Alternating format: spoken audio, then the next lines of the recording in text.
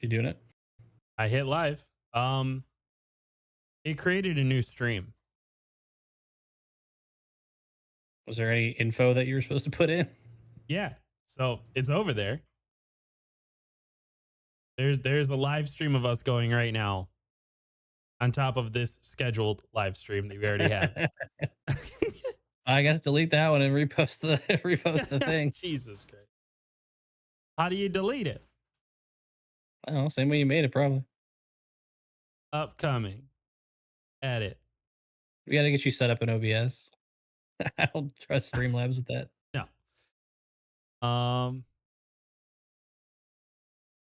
More actions. Delete forever.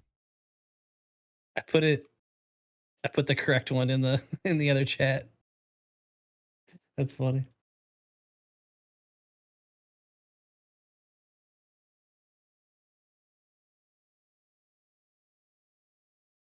We're really good at this. All right. I blame Streamlabs. Update that link over there. Cool. Cool. So we're here now, but I don't think we have anyone that was supposed to be here. Wait, did you just edit the link? No, you got to repost that. Okay. Like, put wrong link.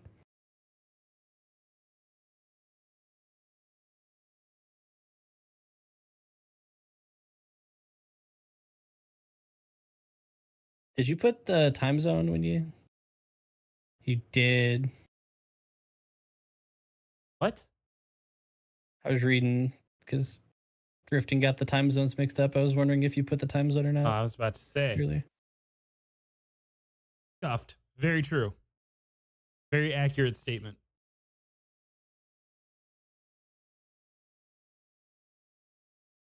So we're here now. We have the people that I believe were in the other stream here now. I think so. Roll call.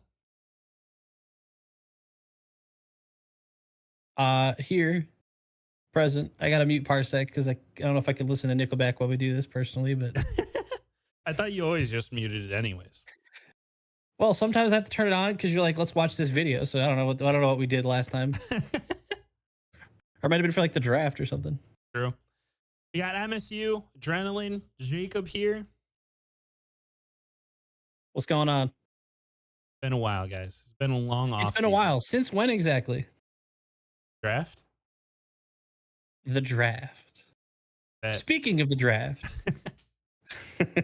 was that not the most underwhelming like professional sports draft you have like sat down and watched? I mean, the only other one I ever watch is the NFL, and you're never going to compete with the NFLs. Well, why are you trying? Why are you putting it in? Why are you putting yourself in a sphere and putting on this like facade like you're got to put on something epic? You have to try.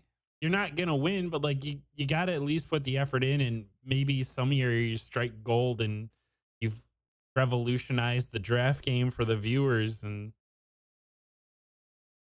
never This is gonna why happen. I prefer the MLB approach. Recognize it's not going to be cool, so just keep it simple. Half the time, I bet you don't even realize the MLB draft is happening, and you find out like over the radio that we drafted someone a day later. That's how it should be for the NHL, because almost zero of those players are going to sniff ice. Yeah, but I also feel like I don't even hear about those players for another 6 years when it comes to MLB. I feel the same about the NHL half the time. And then, who's this guy? Oh, he was drafted like, 2014, and he's finally getting a shot up here. Bring the draft to Detroit and let's see what happens. I don't think so. I don't think that's going to be a revitalizing thing. Yeah. Our city's not built for a draft, it just wouldn't be able to sustain it at all. But on the draft, you were mentioning to me before we started up here that Dana White and the UFC may have oversold themselves a little bit, because that was like the most memorable thing out of the draft.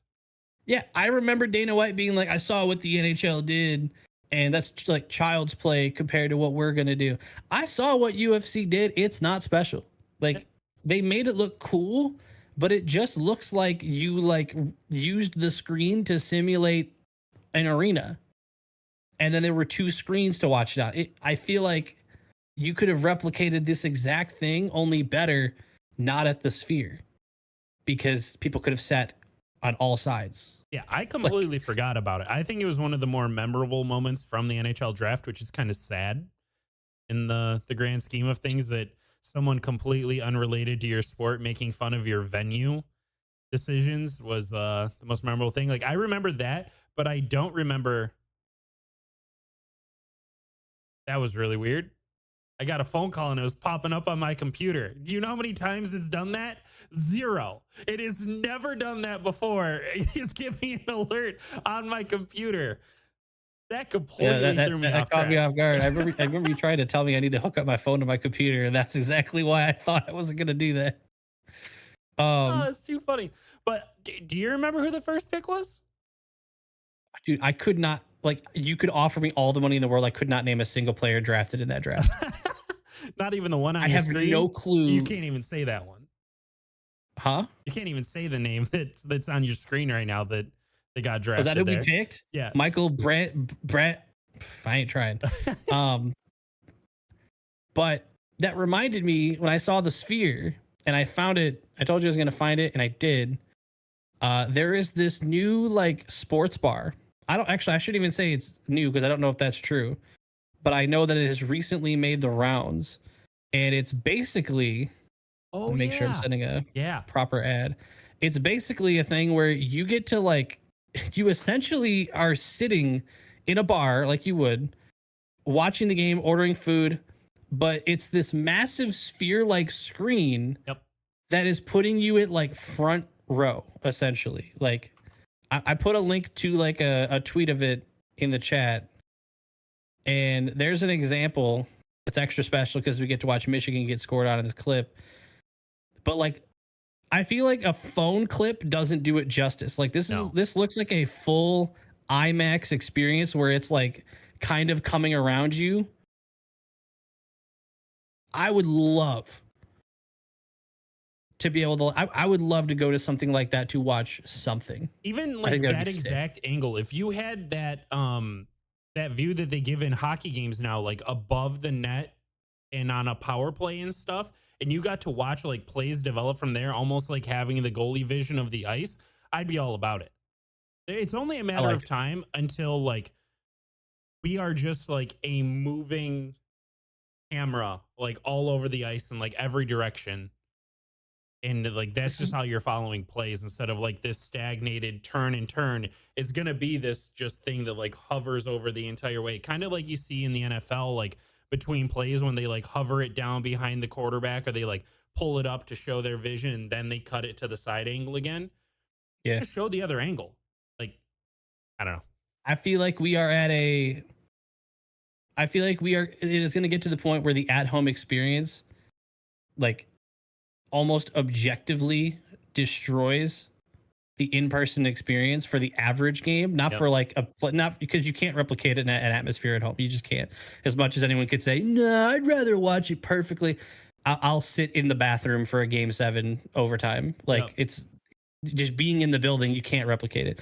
But for your average game, I think you're going to see over the course of like however many years, I think you're going to see prices dip because they need to get people to come back. That would be nice. I feel like the demand for the average game is go down, and then it's going to cost like a house to go to a playoff game. Yeah. Do you think any sports league eventually like puts it in like stipulation that like they can't do something as like the TV station? No more of that. I don't think so. There was a thought when I think they tried to do this.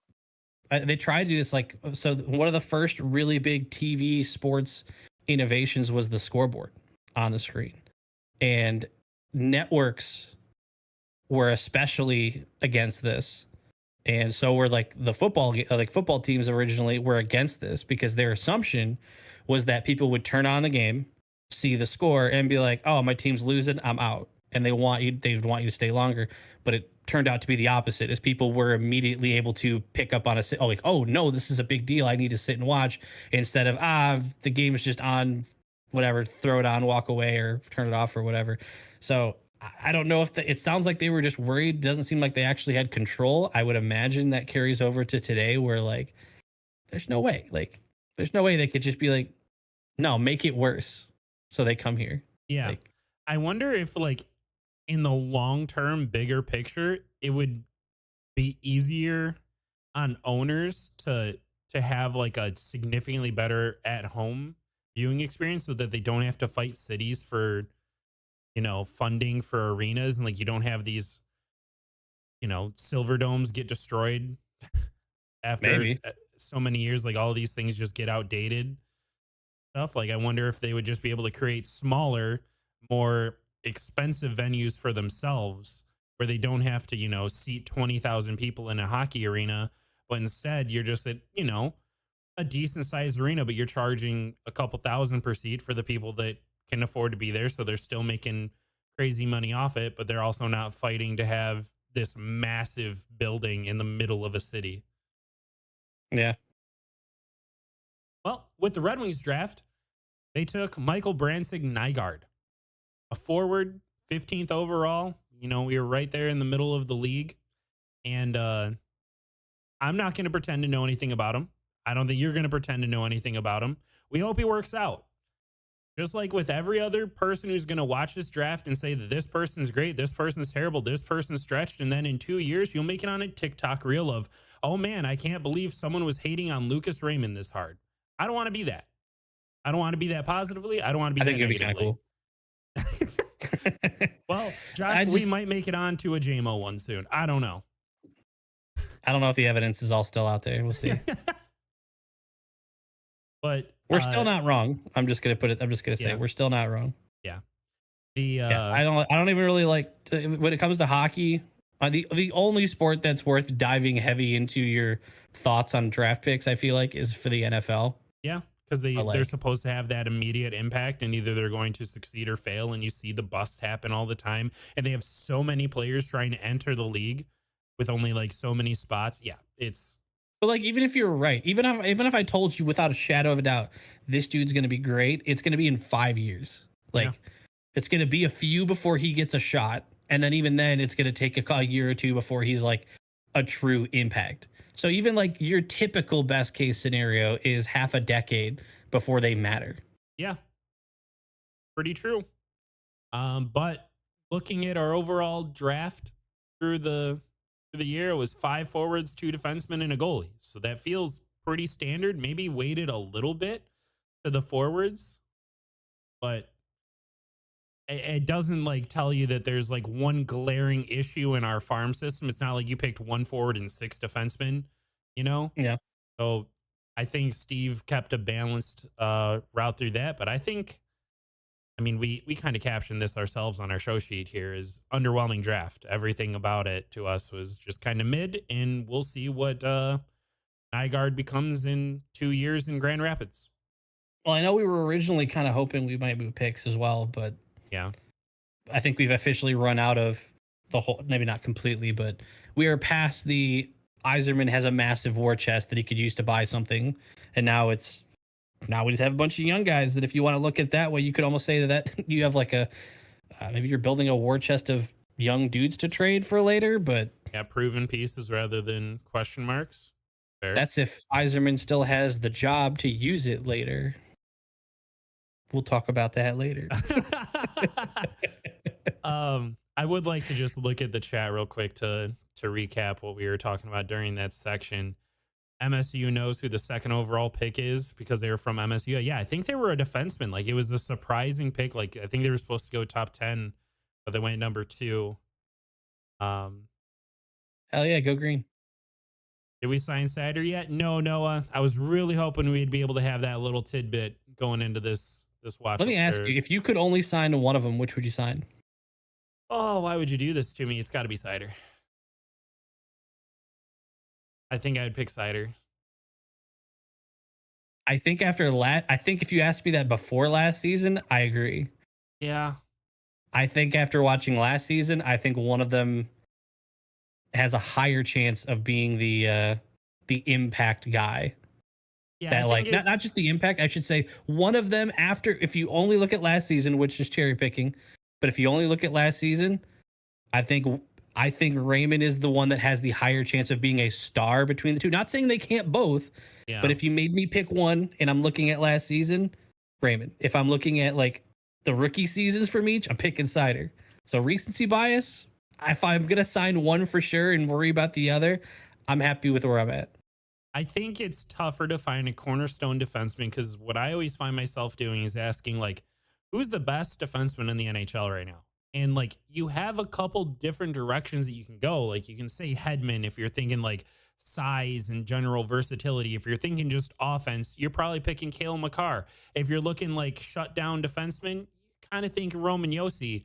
That it doesn't feel like there's just like that guy anymore, and like finding that cornerstone defenseman for your organization feels like it's just getting further and further. And maybe that's because players like Raymond are just so good that it's really hard to defend them as they continue to grow, and maybe that's where you need to invest is the forwards. And like, that's a very fair argument. I know I went into this trying to find my way to Reason Cider, and now I'm only, Well, because you opened it by saying it's so hard to find that cornerstone defenseman, right? yeah.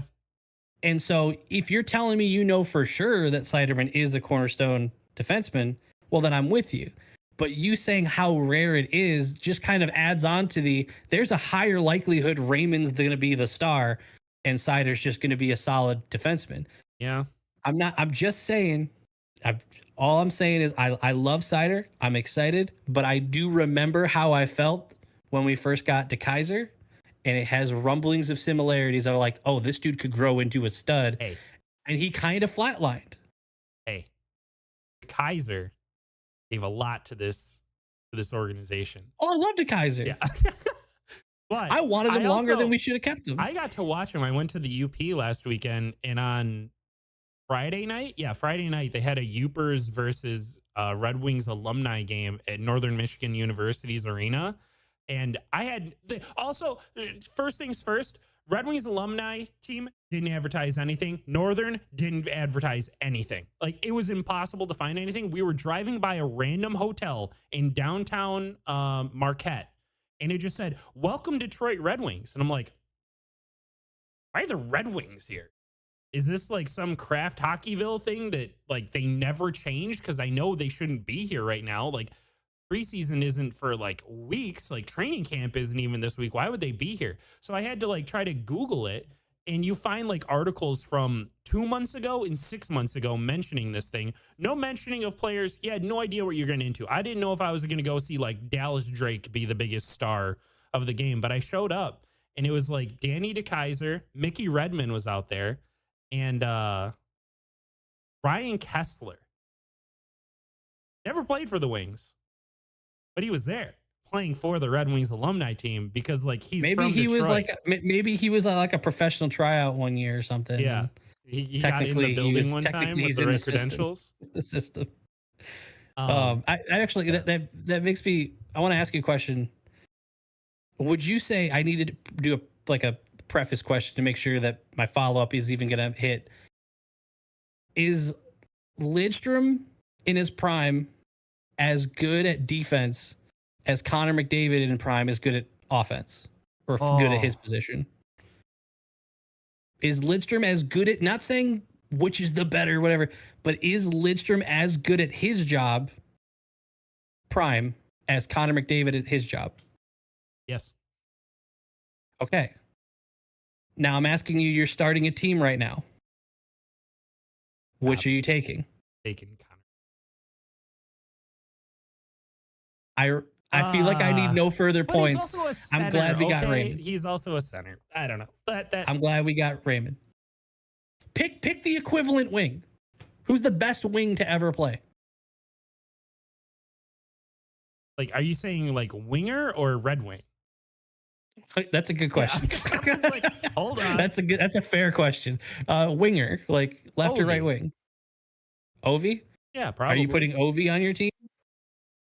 Prime, like yeah, or not prime, but like young, or are you taking young Lidstrom? I'm probably taking Ovi. That's all I'm saying. Yeah, it's fair. Fair. guess I'm signing Raymond. I guess I have no Gordy out. logical. Oh, fuck it. I'm taking Gordy. That dude's going to whoop ass along the way. Yeah, I guess I'm taking Raymond in the scenario. Well, next step, Josh. Next little segment here. Free agency. We wanted fireworks, and I don't know what we got. I think we got we got pain good. With like pain relief. Yeah, we got good, but I don't know if we got like fantastic. You know, like I would just put my overarching feeling on is our team is better. And we missed the playoffs by a single point. So we should be a playoff team. But I would also say there are other teams around us that also got better. It doesn't make sense that it feels like. But then there's also going to be teams that got worse. So it's like. But like it feels like whenever you look at a team, you can like think to yourself, oh man, they definitely got better because they did this, and this. Well, half the league can't get better. Like over half the league can't get better. Like there's only so many points that you can split through a year, and only so many teams that can make the playoffs. Like everyone can't get like statistically. I was gonna say better. Technically more than half could if a lot of games went to OT. But forget it. I'm not gonna pick at that. So let's look at what we lost, and you tell me which one of these hurts the most. David Perron, Jake Wallman, Gostisbehere, Robbie Fabry. For me, because of the need in general, it's probably Wallman. I know he's not known as the strong defensive defenseman. But also because of his age, I feel like he had like a longer chance of a higher upside. My second pick would probably be Gostisbehere because he was invisible from time to time. There were definitely times where it's like, what are you doing? But I'm pretty sure, isn't he the one that made that jumping catch? That's tough to forget. So that's extra 10 points for him. But probably the defense in general. Oh yeah, Sprong. Oh yeah, sorry. I don't know. I forgot we lost Sprong. If you would have, dude, I'm actually like, I'm a little sad that he didn't end up being what we thought he would be, but again, he had such little like glimpses of it. Yep, and it felt like there were many other things missing on our team for Sprong to really excel. You know? Yeah. We didn't have a third line like offensive center. Like as much as I defend Kopp, I recognize his limitations. He's not an offensive powerhouse or stud by any means. So like putting him with like Kopp and Veleno, that's going to be tough. Be tough for him to do something good. Like I felt like he had to give him someone that could create some speed up the middle, which isn't Kopp. And one that hurts me the most, like emotion, like the one that I don't know if I want to say hurt, but like the one that upsets me is Perron.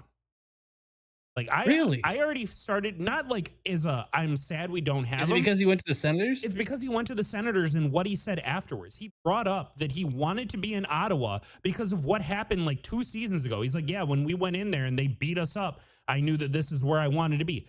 Then what are you talking about? They were so bad last year. It's a weird dig. Like he had to want to be here, and we had to tell him no. That's what I'm convinced. Or we had to like lowball him so hard that he felt disrespected, and now he's just salty when he left. I forgot he said that. It's a weird dig. It's a weird for a team that I feel like utilized him in a very in a way that's very like complimentary, not to just his style, but a team that was honestly crediting him and saying, hey, you're good enough to play on this line. You're good enough that we're going to put you with this player and this player. He didn't get buried in the lineup. So unless something went on behind closed doors in negotiations, I'm surprised. But at the same time, other than the emotional side, I mean, I'm with Jacob. Like he was already slow when he still had it. But I'm saying he was slow when he had it. Now I feel like as the Red Wings, I think you sold or got out at the perfect time. I think you used Perron just long enough that you got every ounce that I think was left of him. And, you know, what I'm saying right now is going to look fire on a Perron edit when he puts up 35 goals next year. But I'm saying, like, I think you've seen the last of David Perron in terms of like effectiveness in the NHL. Like, I think Potentially power it was the play guy, perfect time but to get out. But to say oh that yeah, is weird. that's garbage. Like that's just complete garbage behavior out of him. And that's what convinces me that it's only salt. It's the only thing coming out of him right now is I wanted to stay there and they didn't want to pay me the Especially after money what that I happened deserve. last year. Like, Yeah. it's just weird. It's coping. Because He's just what coping because was he when he said oh that he knew 2 years ago, was he on a 2-year deal with us, yes, or did he I choose believe to he sign signed again? I believe he signed a 3-year with us. I believe he finished or did we trade for him or did we sign him? I don't remember that exactly, but I know that we did not extend him after that. Like he was with us during that entire time under a contract already. But it's very Yeah. good to note that I would have been pissed. I would have been very upset on this microphone today if we would have signed him for 2 more years at $4 million each. I would have been losing my mind. That's what they signed him That's at? what Ottawa signed him for. And I'm just telling you, a lot of those Ottawa Okay, fans that who tells tell me us, Ottawa is just good. I was going to say, all those Ottawa fans who want to point and laugh at Steve about like contracts and Cop. I'm telling you right now, I'm paying Cop 5.25 over Perron at $4 million right now. 10 out of 10 times, no questions asked. I just walk out the door with it. You don't have to tell me anything else. That tells me Ottawa's really desperate after a slip year. Yep. And really is just hoping he's just going to find some magic putting the puck in net on power plays. Yeah, and that because he's not going to be a 5-on-5 goal scorer. No, because there's no shot. My biggest gripe with him last year was that he just kept losing battles. He was supposed to be a power forward. He was supposed to be strong on his feet and create some space, even if there's a guy on him. Guess what? He never did that. Like I would bet that the ratio of him losing in those scenarios to winning had to be like 7-1 of like which way you would call the winner through those scenarios. He was brutal at it. So that's my like hurt me or like upset me the most loss because yeah, like it sucks to lose Woolman, but kind of a flash in the pan kind of guy once in a while. Really liked Ghost, but If we move forward a little bit and start looking at the additions though, before we do, I saw it mentioned earlier, to add to our list that we have of people that we are adding, knowing that we are a point out of the playoffs, adding a hopefully full healthy season of Larkin or fuller after how much he missed, and knowing that you're supposed to get a full season of Kane, I consider if each of those happen, those are a big enough of an impact that it's an acquisition in my mind. That's fair. Like that is, it's not like Larkin missed a couple weeks, you know, he missed so much that having him for 80% of the season, 90% is enough with how much of an impact he is to feel like an acquisition. And having Patrick Kane the whole season, we already saw how much of an impact he is. So you're adding more guys, more names to the list that can pick up each other's slack. So if Raymond's not hot that day, you're hoping to still have Larkin. You're still hoping to still have Kane looking good. And then the first guy on the list, Tarasenko. Yeah. You're hoping that you don't. I mean, I'm realizing how we sound right now, how I sound right now, rather, because this is the same mentality when we have 3 goalies. Like, if one's cold, you got the other one's going to pick them up. They can't all be bad at the same time, right? Well, it is possible. Let us apparently tell you. 3 goalies can be bad at once. Apparently. Yeah. On the Tarasenko thing, I know personally for me, I don't know if this is a general sentiment shared by others. I don't think of him as like a veteran presence ad. Like that's not the first thing that comes to my mind. The first thing that comes to my mind is, high skilled shooting, scoring forward. That's all I really think of at first. Then I started thinking about him some more. Josh, he's won 2 cups. He's won 2 cups. Whenever you were Patrick Kane and Tarasenko alone, we got a veteran champion presence here. Yeah. Comfort. You can't forget Comfort won 1 too. Sure. I'm just saying, it doesn't feel like something that gets tied to his name as much as you would see like other veterans who have a couple cups under their belt. It doesn't get mentioned the same.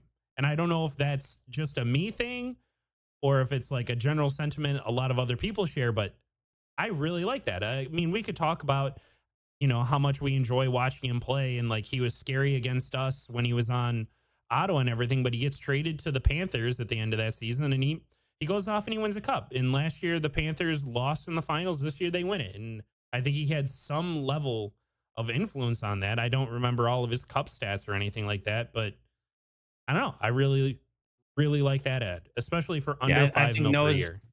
I think Noah's got it. We're just that, like they're saying that the drive to be good is yeah. There's value in a winning mentality, like knowing how to be a winner.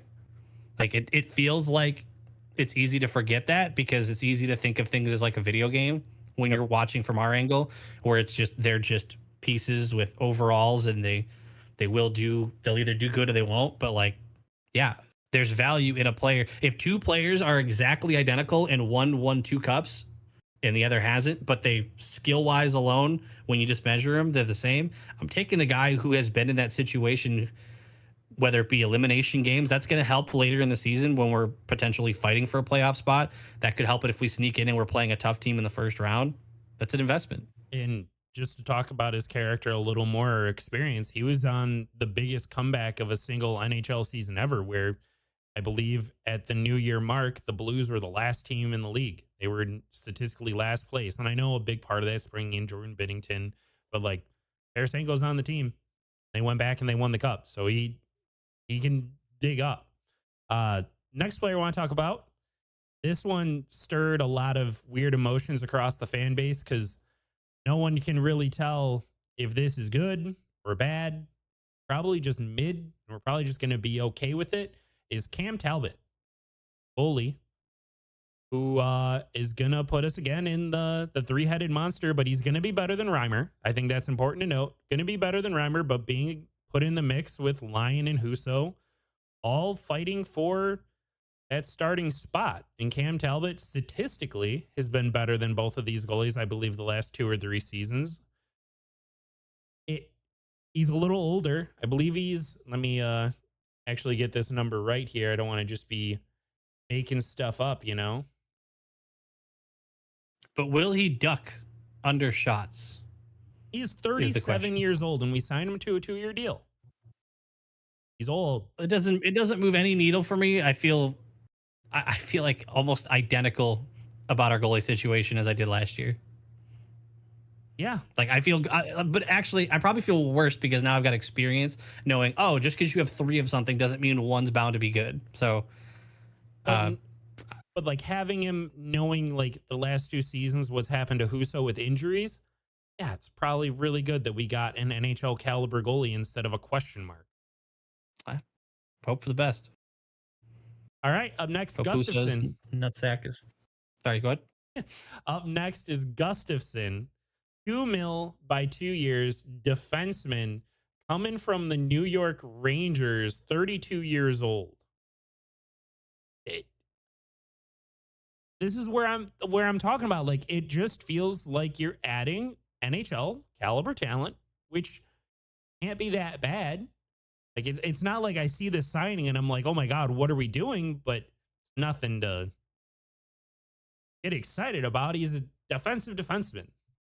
Hopefully he can lock things up. These are the kind of signings where I'm not excited about it. I feel like I could have done without signing it at all, or signing someone worse for cheaper, because now that we're down to this conversation of, are we going to sign Seider? How important was that $2 million or the $1 million or whatever? Like, how important is this that we spent on someone random?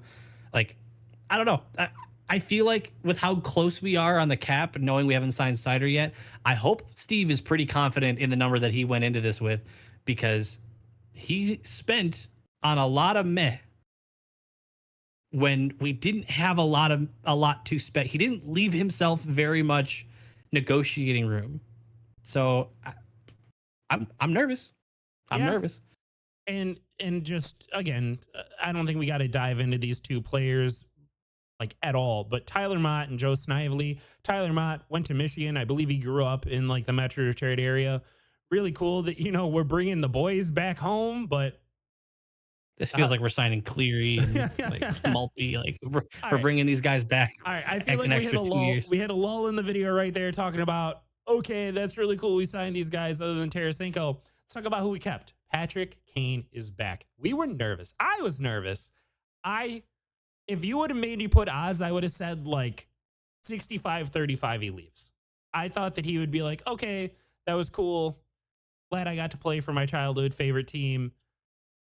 Maybe it's time to go find like a team that isn't going to completely collapse when we lose Dylan Larkin and we're all going to be poop. I thought there was no shot. I really like I had the same mentality, but my percentages were different. I was like, yeah, it feels like he got a good taste of it. He got to showcase himself. He can go get paid. Yep.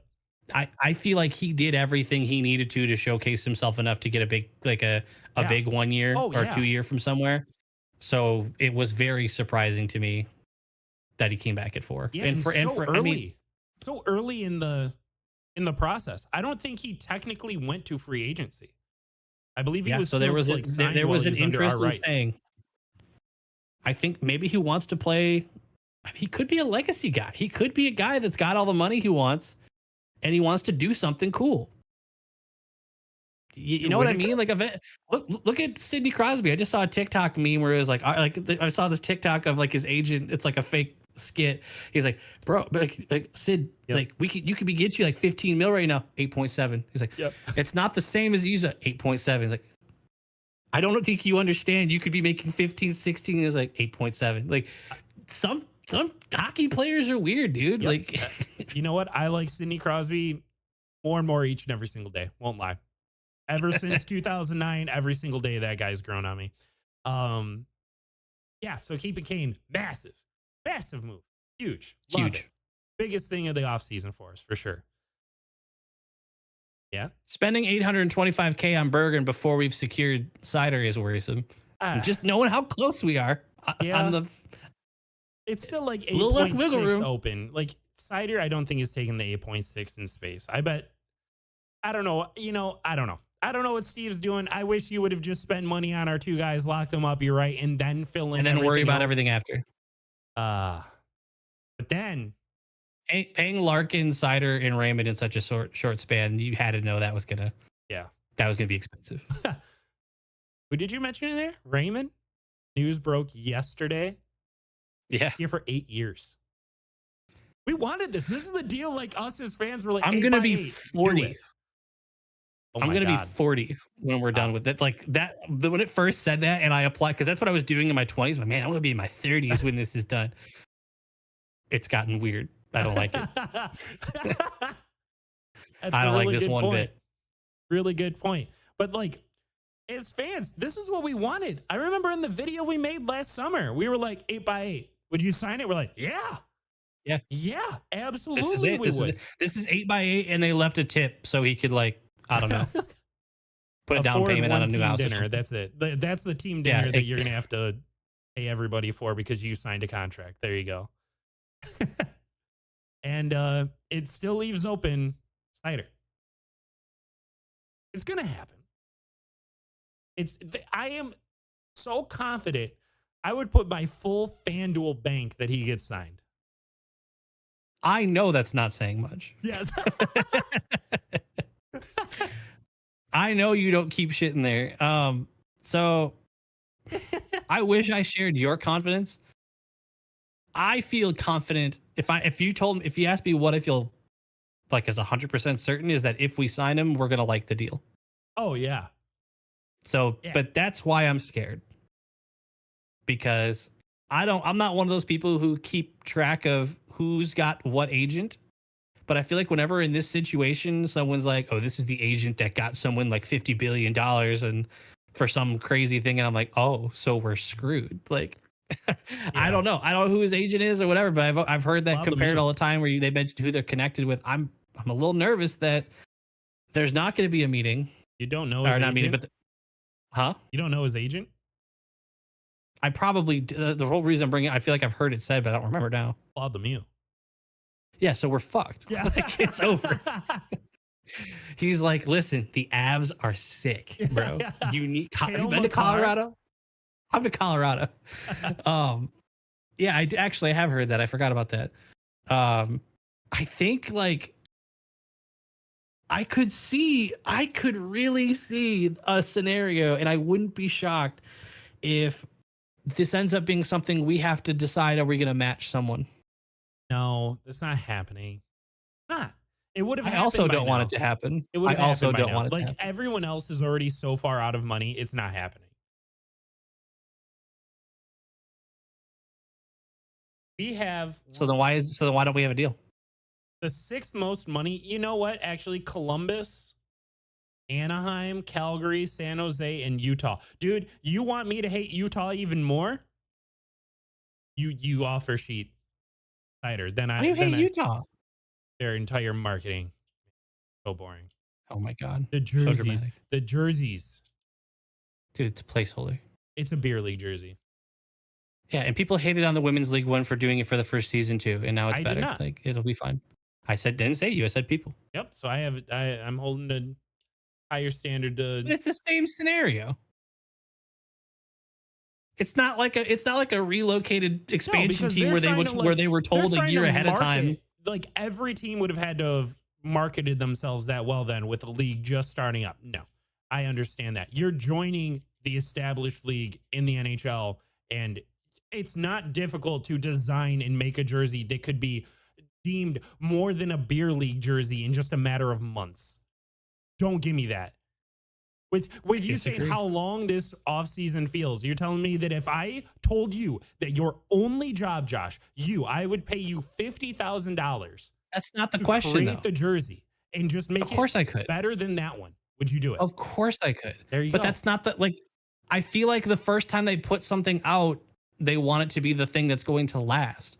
And so if I asked you, separate yourself from this scenario, do you want me to come up with something that's going to be your identity, hopefully for the foreseeable future over the course of the next 3 months, because we apparently just found out we were going to have a team?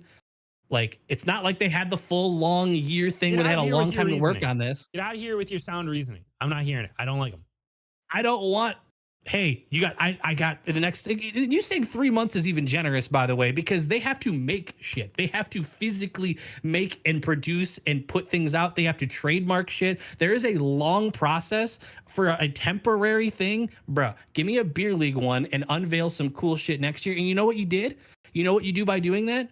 You guarantee next season you have a thing to look forward to, an event to put on, instead of rushing it right away and then being forgotten because your team's garbage. At least then, next time the next season comes around, you have an event that you can put on, and then everyone's gonna say it's crap because everyone hates everything now. I don't hate everything. I just hate them. I hope they win the cup in those jerseys. I would be so mad. I hope they win the cup in those jerseys. I'd be mad. I hope we lose to. Are they in the other conference? Yeah, they probably have to be, right? I hope we lose to them in the finals in those jerseys, and then I'm gonna make you buy one. I'm gonna wear my Coyotes jersey during that. This feels like formulated hate. Like, I don't believe you. I don't believe that you feel like this. Like, this isn't even that. This is so unimportant. They just suck. It's just a stupid jersey, It's and I wish they would have just It's done not color. supposed to be just good. Make it the blue. Don't make it all black with blue piping. Make it blue then. I like the black with blue piping. Blue with black piping. Just add I have a hot color take, to but it. I have a hot take that I really feel about. That is an but alternate jersey? Cool. That is your main jersey? Lame. What? It's an alternate jersey. You want to wear all blacks like New York did when they just made a black and white jersey? I was cool with it.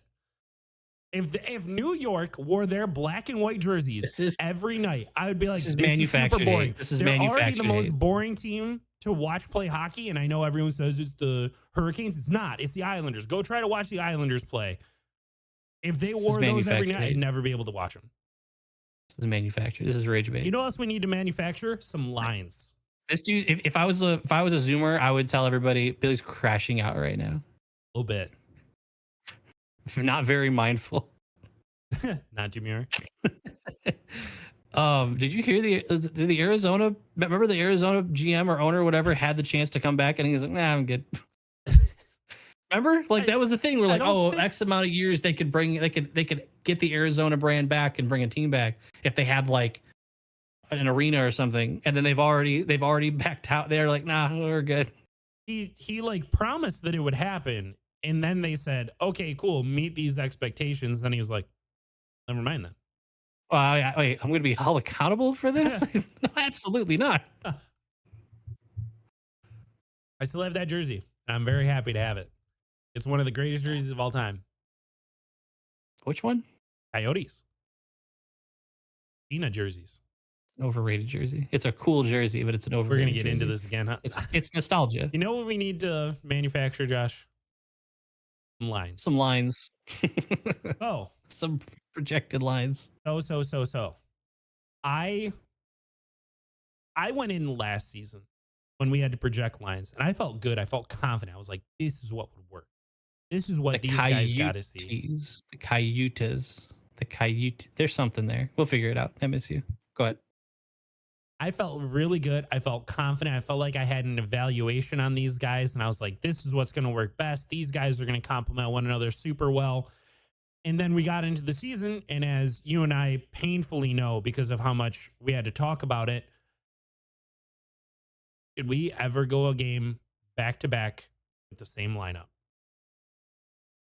Back to back, I would say probably not. I'm sure we eventually did the same lines like a second time, but I don't think we ever played 2 days in a row. We're like, yeah, we're good with these lines. I still remember you were like, hey, at least we have the constant. Larkin's our number one center. I had to dig, but I found even he wasn't a lock. Yeah. He even got put on the second or third line or whatever it was for a random game. Like it felt like they were hitting a randomizer, like with mild intent. Like they could never keep any chemistry going. It was brutal. So we're still only a point out. Yeah, and all they did that game was like move the second line and name it number one, so it really didn't mean anything. Like the players stayed the same or something like that. I remember it was so dumb. So I know that, you know, projecting lines is this like huge narrative and this huge thing that people like to follow and talk about across social media and the other videos. And I've watched them and I see them say this is going to be it. With this coaching staff, it's not. With this coaching staff, at any point, anyone who has made a video of the Red Wings lineup, unless you put Fisher at number one center, is going to be right at some point through the season. You have 82 iterations of this lineup, like with what you said, some mild intent. So none of this means anything other than us just talking about why we think some things would work versus others and what we need to see out of certain people in certain positions. So let's just lock in number one center has got to be Larkin. He drives play. He's our guy. We've seen how much he can influence play. If you're naming the best player across our entire team, it's Dylan Larkin. He plays center, does everything that we could possibly ask of for him. He's your number one center. What wings? What's up, Ace? What wings are you putting with him? I haven't given up on Kane and Cat as like a thing. Yeah. But I also actually, now that I'm like actually seeing it, I wouldn't be against. Welcome to the dilemma. I think you and I are literally going through the same things in our minds of when we look at this. I don't know if I want Raymond and Tarasenko on the same line. Yep. But you want, because you and I are the same on this. We want Cat and Kane together, but you can't put him with Comfer because Comfer doesn't drive play well enough for the two of them. So you want to put him with Larkin. And I don't want a line of Comfer, Tarasenko, and Raymond. Yep. I'm with you 100% on that. Do we get sassy with like a? Do we mess around with like a? I don't know, like a cop related. Like, do we pull someone up who's also played center and like try to? Now I see why. Now I see why Lalone he's just like saying screw it every time. Raz, yeah, that's what I was trying. I was trying to remember who was the meme last year. Yeah, Raz. But okay, so if you maybe lock it in, obviously Larkin's number one. I think I start the season Larkin, Kane, Raymond. That's what I would like to start with because I could see Kane being like Larkin for driving the play, like you said. Yep. Getting us in the zone, creating the early opportunities. And I still believe that Kane has the skill to elevate Larkin to an elite status. Yes. And also elevate Raymond to a star status. So bring everybody up a level to what their typical would be if they were on a mediocre line. Yes, I'm with you that Larkin and Raymond are fast enough and drive enough play themselves that it does not put that responsibility on Kane to be the one who makes space and uses his body. He's more of a free floating vision shot dangles pass kind of guy rather than in the corners. Yeah. That leaves you with Tarasenko, Comfer, and Cat for your second line. Which I don't love it, but it's like I said, if you're telling me I'm locking in for a whole season right now, yeah, I'm struggling. But I would want to start the season with Larkin between Kane and Raymond. See if that's an offensive production enough that you can just be like, don't touch that.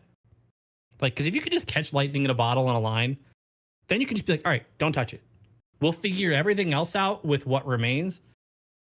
And I could see, maybe Larkin between Raymond and Kane being that don't touch it, don't split it up, like.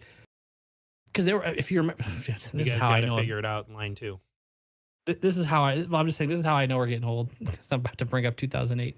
But I think of there were stretches where everybody's asking, you need to put Datsuk and Zetterberg back together. Yep. Because they were just everything together. But what do? They split them up trying to create two solid lines. And if I remember correctly, that created issues. I think they eventually stuck with it and it worked out because then there was a point where you only saw them together on power plays. But the point is,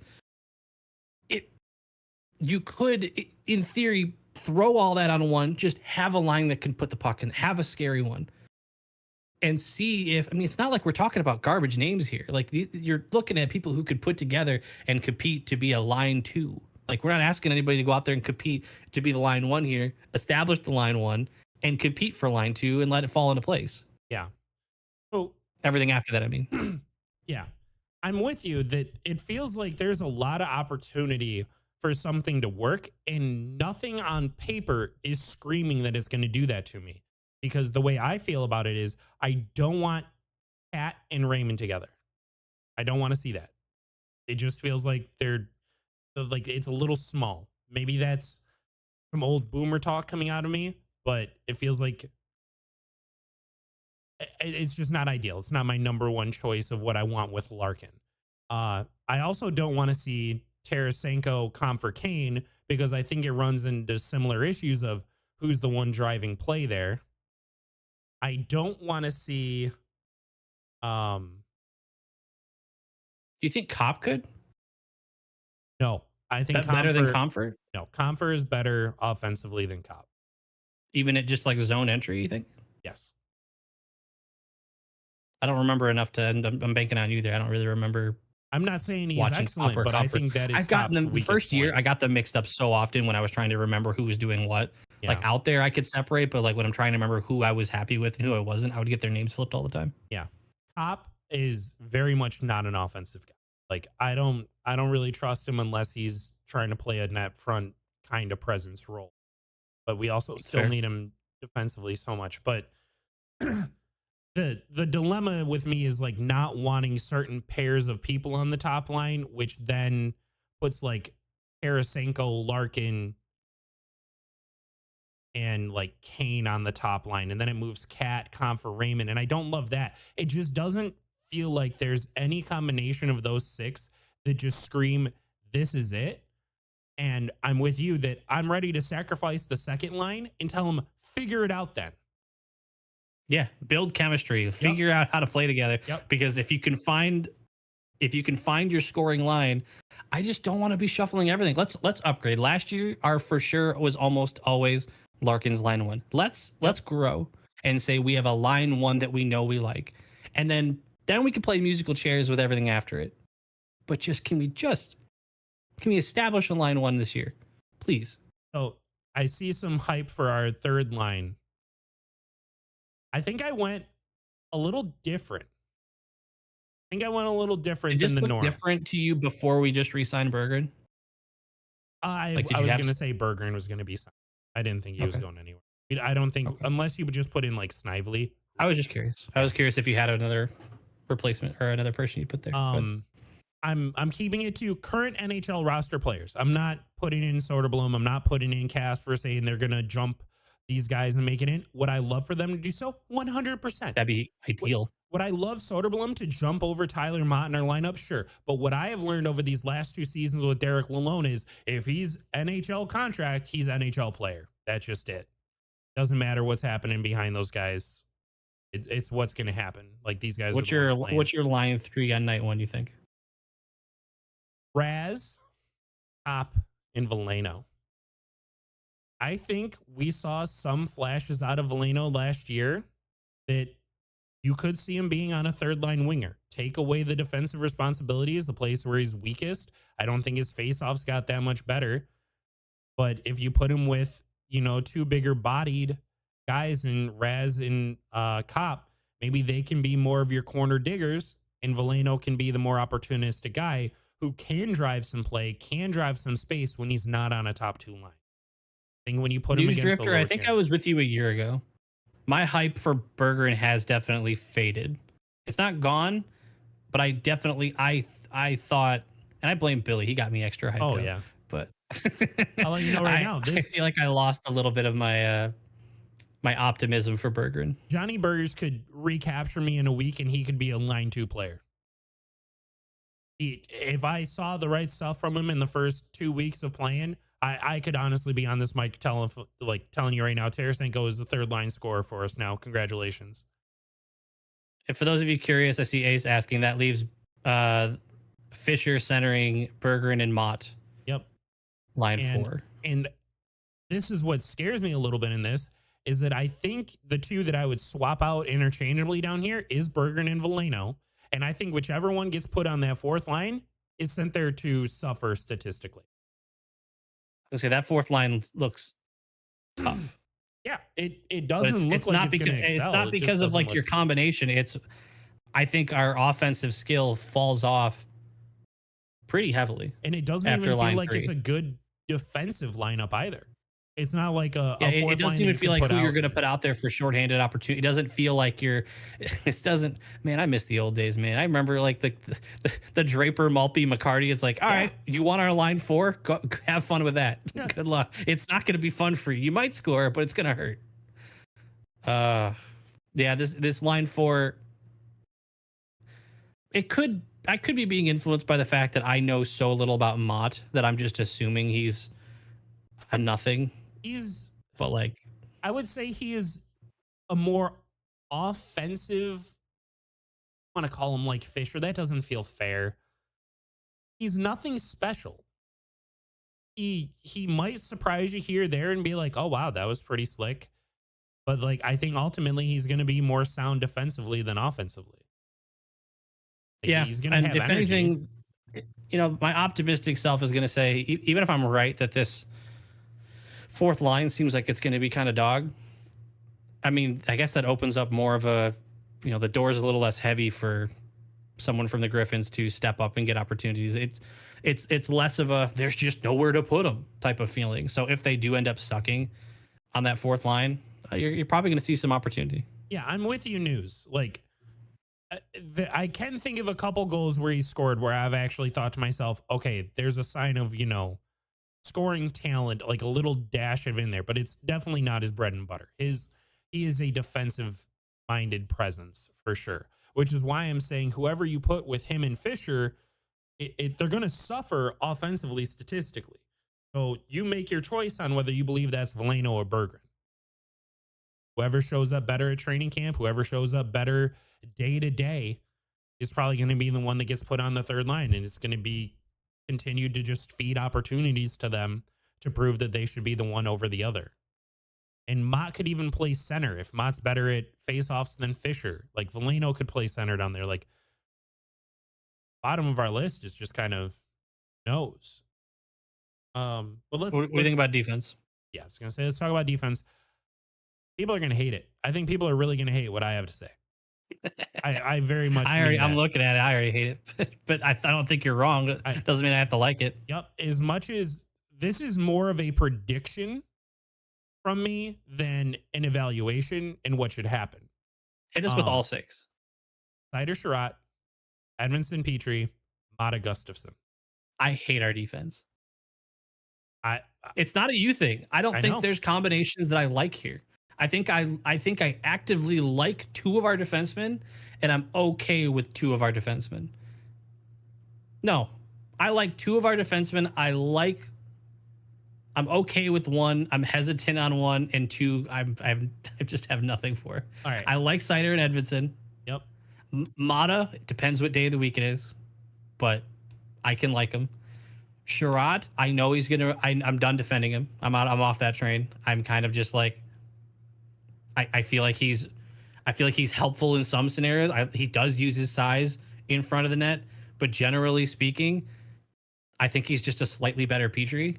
And now that we are in this hard to sign Sider situation, I'm more critical looking back at some of these contracts, knowing that we still haven't signed our cornerstone defenseman. I still feel better about Sherratt than you do, and I think it might be because of what you said, is that you see him as a slightly better Petrie. There's not a day of the week I'm taking Petrie over Sherratt. Like Petrie tries to be. I don't think Petrie should be on this team. Yeah, I'm with you at this point. Like I think he's the worst defenseman on that list. Yes. That's only because I don't know a lot about Gustafsson. Yes, he is. Based on his last year's performance, he is the worst defenseman in this six.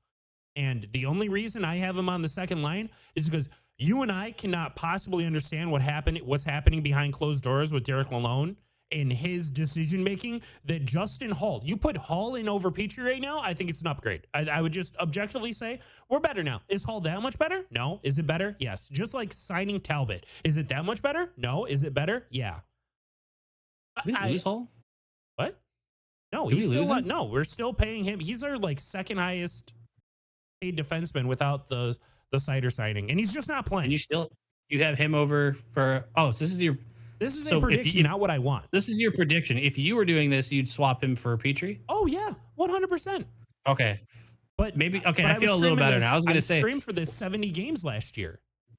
Yeah, when I was looking and I saw Petrie on the second one, I'm like, well, if any situation where you have Petrie in your top four, your defense is collapsing. Your defense is falling apart.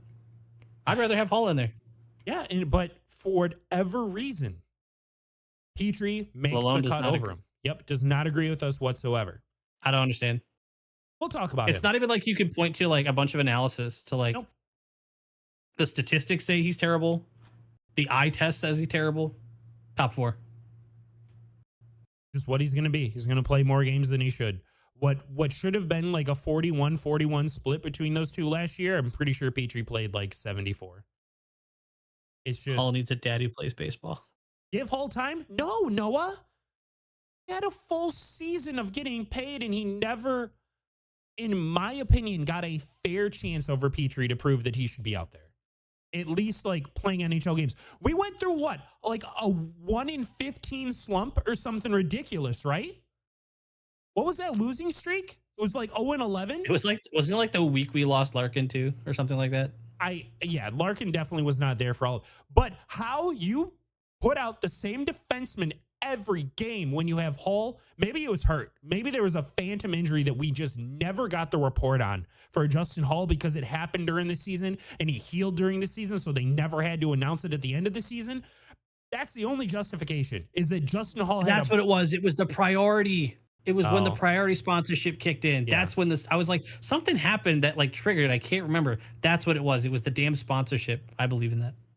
It's just so infuriating that you would not try to change. With how much change we do on this roster, the fact that Petrie played every one of those games is actually inexcusable. Okay, I can't actually use that language. Unless Hall had an injury of some sort. Yeah. That's the only scenario I can play out. I'm not optimistic about our defense this year. I'm hoping that we make up for it by winning games 5-3, 5-4. And I share a similar sentiment with our goalies. I have no idea who's going to be the starter. No one does. Not a single person in the universe. Cousteau's going to start line one, or night one at least. I hope. It would be really nice if Husso doesn't get hurt. Yeah, it would be really nice if Husso comes back, is our guy. This is going to be a situation where one of them's there. I feel like first 3 games, they're all going to play. And then maybe whoever they felt the best about, that's who's going to start game 4. I wonder if he's going to just bring players in and ask who they have the most confidence in net. Like, I don't know what you do as a coach. I don't know what you do as a GM when you're like, I know when you have 3 goalies and none of them. Yeah. Like, do you interview your defensemen and ask each and every single one of them, like, who installs the most confidence in you in net? closed door, full um confidence that this isn't going to get out of this room, who do you feel best with back there? And just judge on that and like combine it. I'm asking my top forwards how they like when they're in practice. I'm probably getting everyone's opinion. Yeah. I know, but I'm saying like that's an opinion I would want to ask like a Patrick Kane. Yeah. Like which one of these guys has the best But chance? does And that when he show looks at you and weakness as goes, a coach too? when Kane looks at you and goes, then you know you're screwed. You know, What if that's he's when like, that's when you're calling Grand Rapids. Is Costa ready yet? God Yeah. damn. So yeah, the goalies are the line projections this year are just no one knows. So did we get better? Yes. Offensively, I feel like we got worse defensively, and you could argue worse at goalie. I don't see how Only you could say because worse. Husso going into this year is, I see him, and I think you do too, is worse than when we were going into last year. Oh yeah, we have So, Jack Campbell down there too. Oh my god. Jack Campbell's gonna play 4 games for this team, isn't he? Our 4th string goalie is gonna play 4 games for us at some point. I just have that feeling. They're gonna be like, oh yeah, he revitalized his career down in Grand Rapids, and he's 17-2 down there. So now he's got his shot up here and gets lit up against Toronto, like in Toronto. Oh, So, ooh, that is a good question by News Drifter. What if we start going 11-7 like a ton again this year, and you kind of drop out a Mott or a Fisher to be able to insert another defenseman?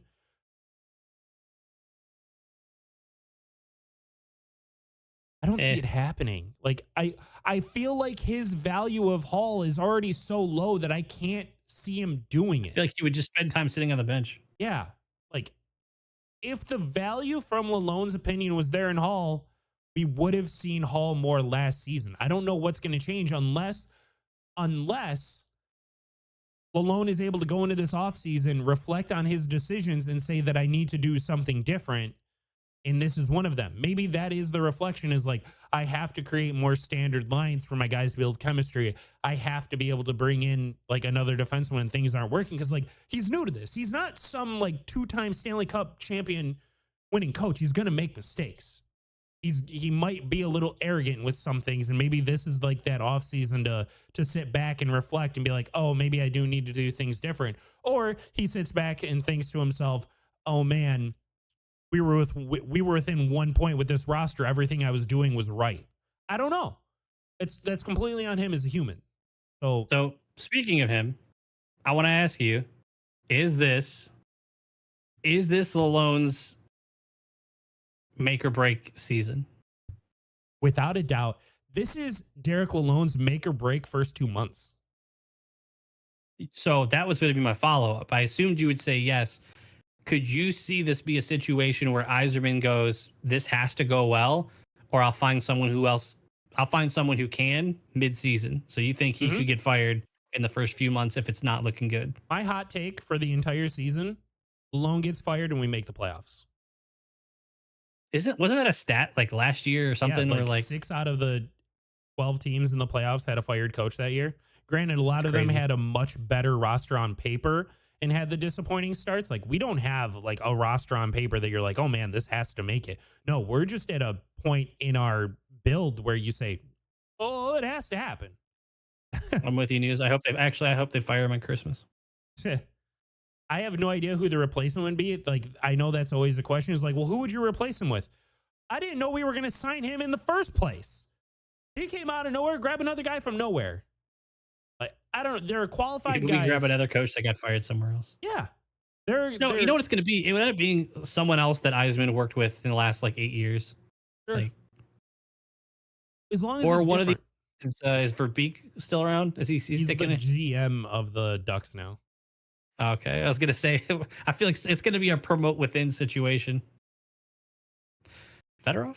Hopefully not our power play guy. Fedorov?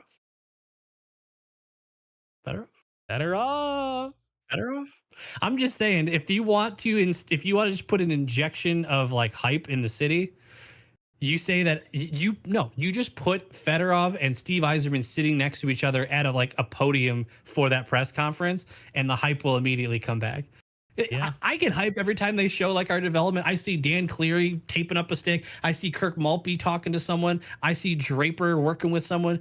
Seeing all the old Red Wings that we watched raise the cup multiple times, it's cool. Lidstrom coming in, he's doing like European scouting stuff for them. Like seeing everybody, the whole band's coming back to like, we did it. Now let's go build it. Fedorov. Yeah. I can't say I hate the idea just from an excitement standpoint. Like he has some success in the KHL. Like he is coaching. It's not like you're just pulling a random name of like a previous guy and you're saying like, oh, I see the DMAC. Oh God. Have Darren McCarty come in and just beat the shit out of Malone. It's like, hey, what are we doing here? It's just no, he comes in, he talk. No, you know what you need to do? You need to bring in Darren McCarty to talk to Sider right now and be like, why aren't we signing? Who's your agent? Let me talk to him. Yeah. Put him on the phone. It's pretty damn good. Okay, so I think we agree that actually, maybe we need to get a better understanding of how good he has to perform to not get fired. Thanksgiving. Let's throw out Thanksgiving. I don't know if you know how many games normally played by then. Do you want to go with like just what position in the standings you would need to be in? I would want to look at it as games over 500. Like I don't want to speak necessarily to like how tough our division can be. You know, like if I said you have to be fourth in the division, but like our entire division is just slaughtering everyone. I don't want to do that to them. I want to look more just internally at our own record. I don't know. I would think at 25 games played,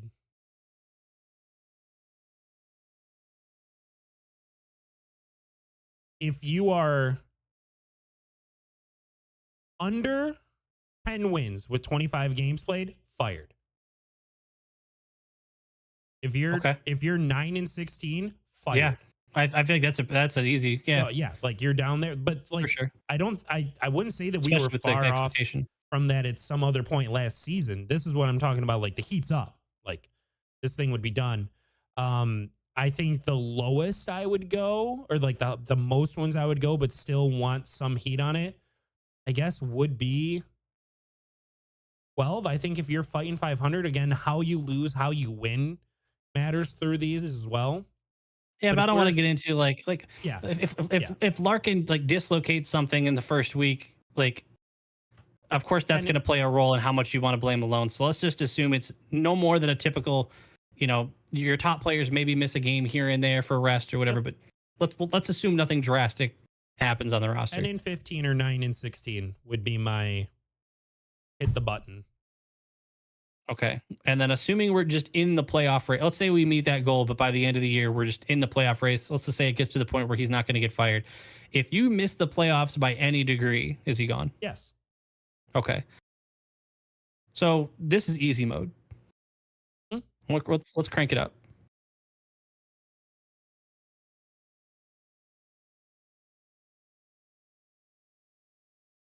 We missed the playoffs. Is Steve's job secure? Steve's job is in question next season. If we miss, yep, his job is in question next season. He would have this draft, this offseason to do something, and then I would put him in a similar, not getting fired. Yep, but I feel like we're talking about him more like we're talking about Lalone. Yep, if he misses again. Yeah. I would say going into the next season, if you start off 8-19, I'm starting to really look at Steve and be like, what are we doing? Like as much as I love how many full seasons? Once this one's over, is this 6 full seasons? Yes. That's a long time, even in hockey, especially to miss again. You would arguably probably have to take a step back. Yeah. You'd have to probably get worse. Yeah. My biggest gripe or concern with Yzerman at this point is how only 2 of his draft picks are up making an impact. I feel like you told me that before, or I saw that somewhere. I kind of forgot that. Yeah, this dude knows the whole like this guy knows how to draft, this guy knows how to what. We got 2, and that's what? They're really that good. was a cider pick. That was a cider pick and a Raymond pick. Yep. And one of them might not sign. I'm just I'm just saying. I mean, Edvinson's up. And they're both about to get paid. But they're both about to get paid, assuming the cider thing goes. Yeah, I'm with you. When you look at this roster, with how much of it is temporary pickups and leftovers, and he's had this long to put more names up in this roster and not the Grand Rapids roster on a consistent basis. It's getting scary. I would say you buy this deadline or I'm hurt. At this point, if this is a deadline where we just like sell Mott or something for nothing, or we have to buy. Like, we have to make that weird splash of how did they do that? And the issue is that we're going to be going into it with no money. And this is those moments where in the past, I defended contracts. I didn't hate the Schrott one. I didn't hate the Cop one. I didn't hate the Comfer one. If it doesn't produce in the 2 to 3 seasons that you sign them, and you aren't able to make that splash, like, do we buy a number 2 D-man or a scoring for it? D-man, you made me pick right now going into the season. D-man. What are the last 6 years? What year was his first draft? That would have been the cider year. Okay. So I want to answer the question that Noah just brought up. We're just looking at first round picks. Yep. Mo Cider. Yep. The next year, Lucas Raymond. Yep. So there's your 2. Yep. Love them. 2021, Simon Edvinsson. Here now. He's here now. I would not classify him as someone making an impact. I feel like he's trying to keep his spot. I feel like he is someone fighting for that spot, and the fact that it's so weak around, like our defense is so weak, that could be why he's been able to hold that spot. There's not a ton of competition. We got him listed with freaking Petrie. This is Marco Kasper. Kasper's the next year. Just a name you're hoping comes up and gets utilized. Nate Danielson. Yep. And then also Pelika. That was also first round. And then the guy we mentioned earlier, whose name I can't say. Nygaard. And that's just your first round picks. If you skim this list and just start reading seconds and thirds, we've produced like nothing. So, dude, I'm skimming this. Oh, Costa was also the first. There's Wallander.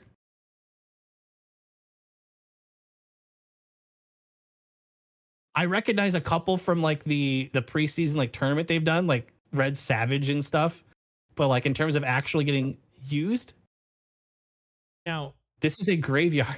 Now here's the important part: is gotta look at the other players that were picked early in there too, right? You have to look at like the players picked around. Yeah, I said Pelika. Kosa, I didn't say because for whatever reason this list separated by players and goalies, and I know we talked about Kosa a little bit, but generally speaking, yeah, sure, we could throw in Kosa as well, but I'm just going to say the same thing as I've been saying about the other ones. He's just another one that you hope is going to pan out, but we haven't seen shit.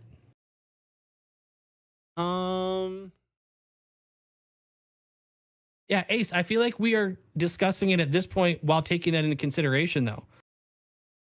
Ace says, do you give Steve a bye for the first few years having to dig through the mess he walked into? Yes. I feel like we did that. Yes.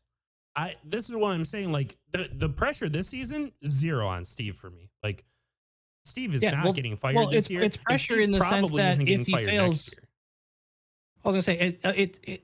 I feel like the pressure's definitely on him in the sense that all we're gonna like.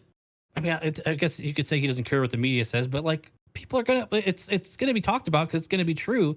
If he misses the playoffs again, it's the support for him is gonna fall off. Like this Yes. trusting anything. I say I'm already past the point of trust anything he does. There was a period where everything he did, we're like, okay, there must be a reason why, otherwise he wouldn't do it. Now I'm in the stage of, guess we'll see if it pans out because I'm not like in full trust mode. If we miss again, and all this year we don't see any of these other names of homegrown talent of like or Yzerman grown talent actually get utilized or show any sign of being brought up to have any impact, dude, that support's gonna completely dwindle. And that's coming from someone. We are two people who were all in. We are not people who've been on Yzerman's case for years now. Yeah. That's why I would ultimately say I'm somewhere more leaning trust than you still. Like, I'm not firing him this year, and it would take something devastating to happen for me to Playoff want chase to fire him over next year. a month left in the season. Eliminated from playoff contention, 3 weeks left in the season. This year, that would be my like. You got to fix this in the offseason. I don't know what you got to do. I don't know what's going to be available, what you got to bring in regarding goalies. I don't know what you're doing with future draft picks. But all I'm saying is, if he has 7 rounds of draft picks done at that point, and we go into that offseason and we just take our first round pick and we don't use it to buy something to immediately impact this team in a big way, then I'm just like, then this goes forever. Then we are just in perpetuity of, let's see what these guys turn into in the next 9 years. Then suddenly it literally becomes what Ken Holland said, in that a rebuild takes 10 years with the current strategy Steve Yzerman is using. He's right.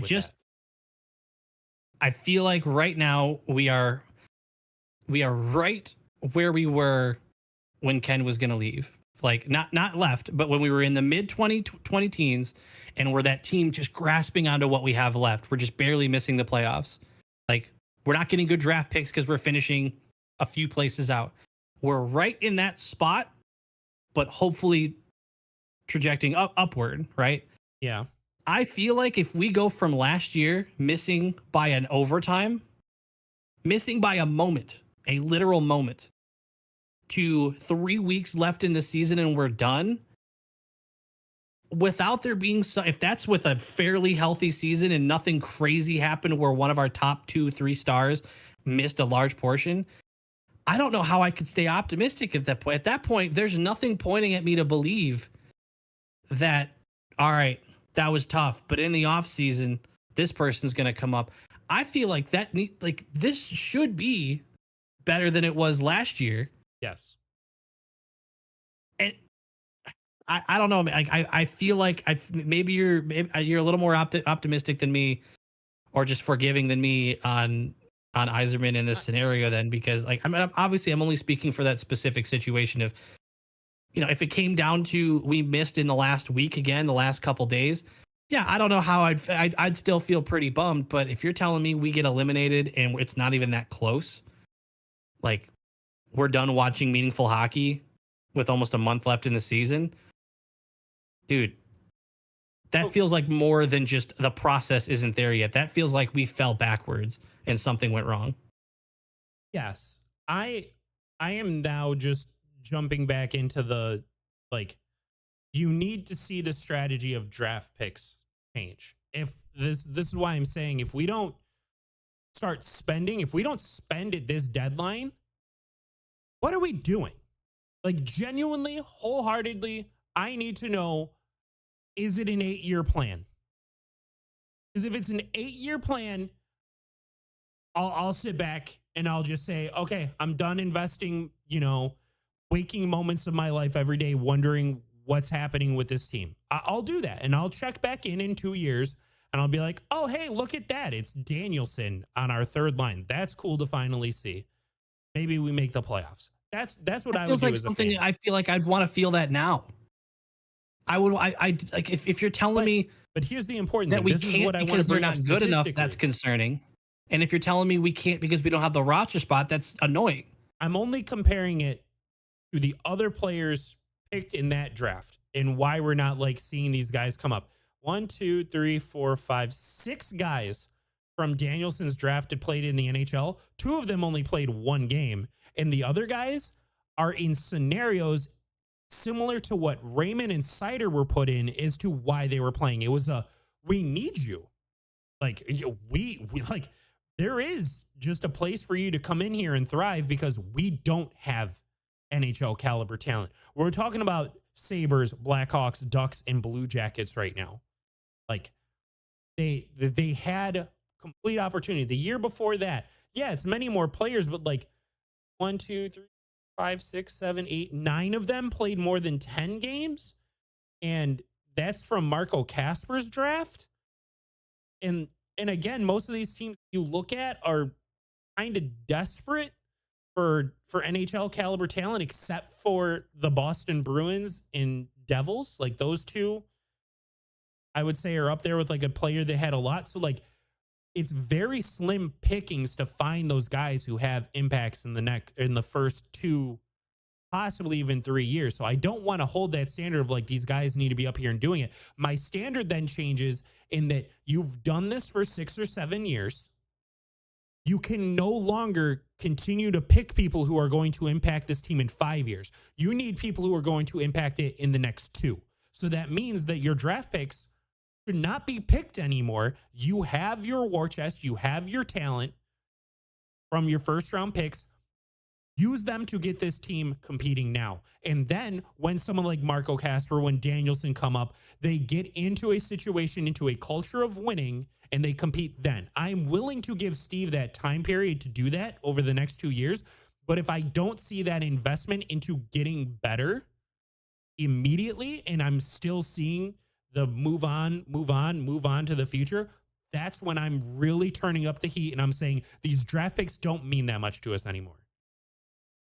There's got to be that transition at some point, whether you're making the playoffs or not, because other teams in our spot haven't been drafting first round picks as high as we have the last 7 years. I know that we keep getting screwed down it and we have like the most draft pick slots moved, but not every team that missed the playoffs by 1 point had 7 top 15 picks over the last 7 years.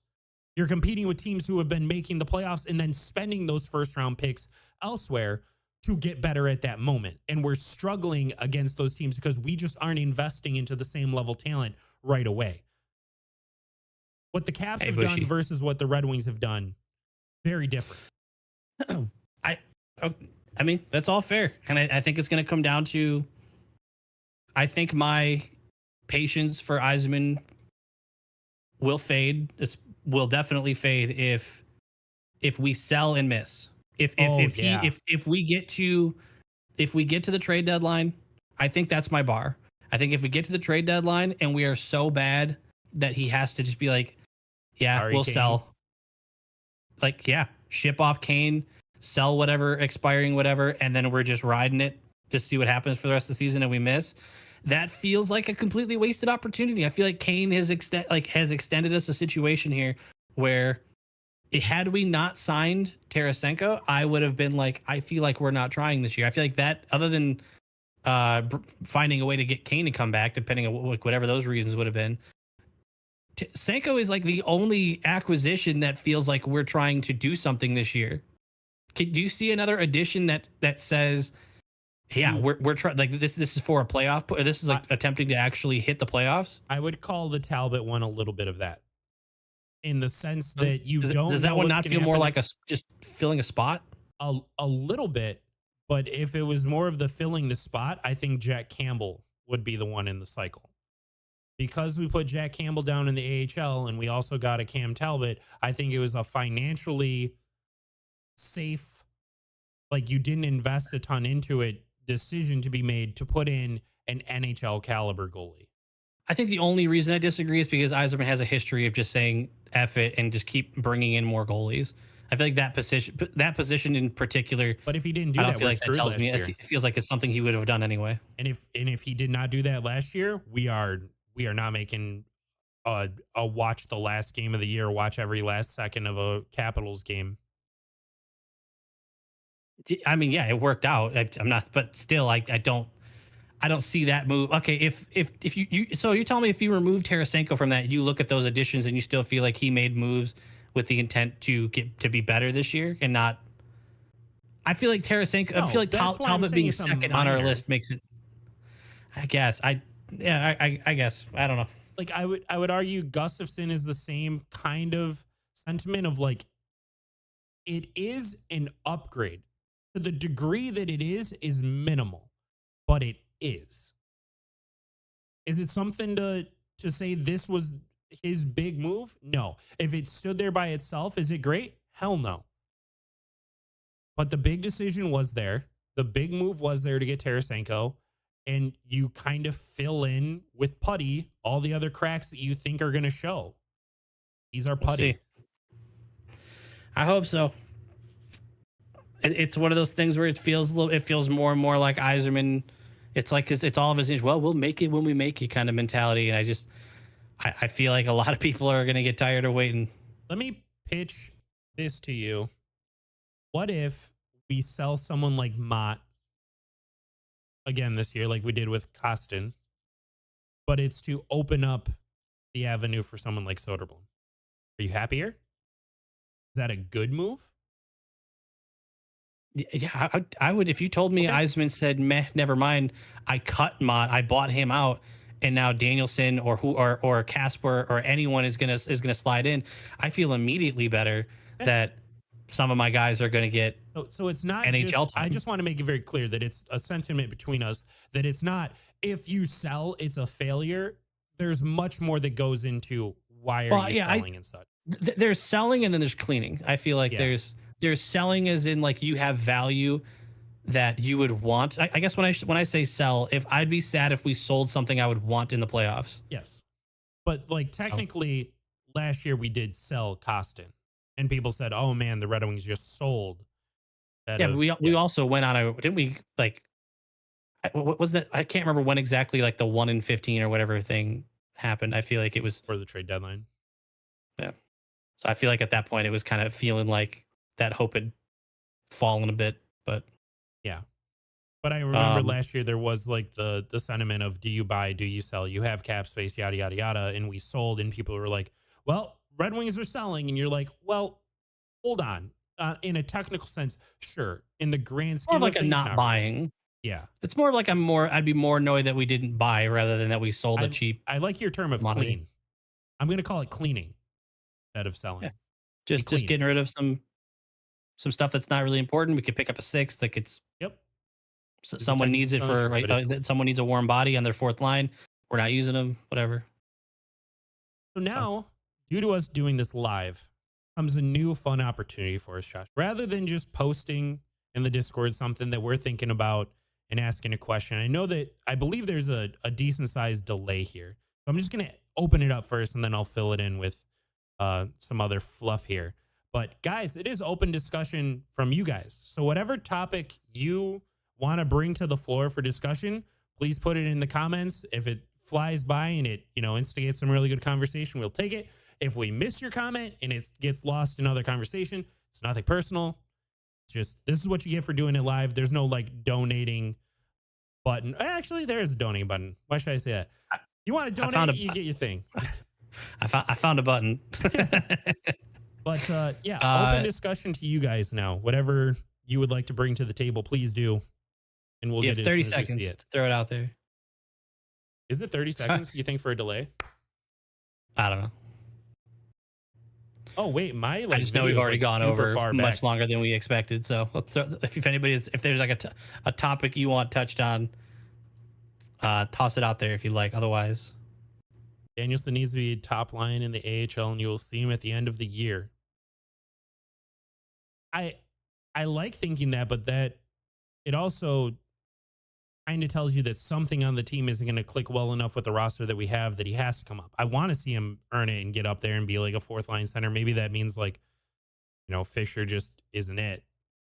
That's totally okay with me.